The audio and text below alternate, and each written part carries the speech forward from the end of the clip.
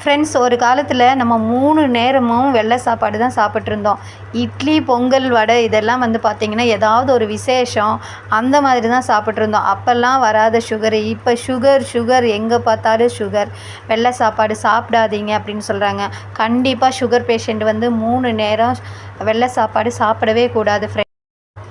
வெள்ளை சோறில் glycaemic index அதிகமாக இருக்கிறதுனால நம்ம 3 நேரமும் சாப்பிட்டோம்னா உடம்பு குறையாது, குண்டாயிட்டே போவோம். சுகரும் சாப்பிட்ட உடனே சுகர் பயங்கரமாக எகிரிட்டு போகும்.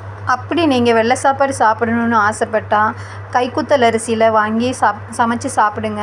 அதுக்கு நீங்கள் என்ன குழம்பு வேணாலும் ஊற்றி சாப்பிட்லாம். நான் இன்றைக்கி சாப்பிட்ருக்கிறது முட்டை குழம்பு தான் வச்சு சாப்பிட்ருக்கேன். சுகர் பேஷண்ட்டு மத்தியான சாப்பாட்டுக்கு அழகாக வாரத்தில் 3 நாள் நான்வெஜ்ஜு அப்படின்ற கணக்கில் நான் இன்றைக்கி எடுத்துருக்கிறது முட்டை குழம்பு, கிச்சிலி சம்பா சாதம் தான் நான் எடுத்திருக்கேன். அது கைக்குத்தல் அரிசியில் தான் நான் எடுத்திருக்கேன் ஃப்ரெண்ட்ஸ். ட்ரை பண்ணுங்கள்.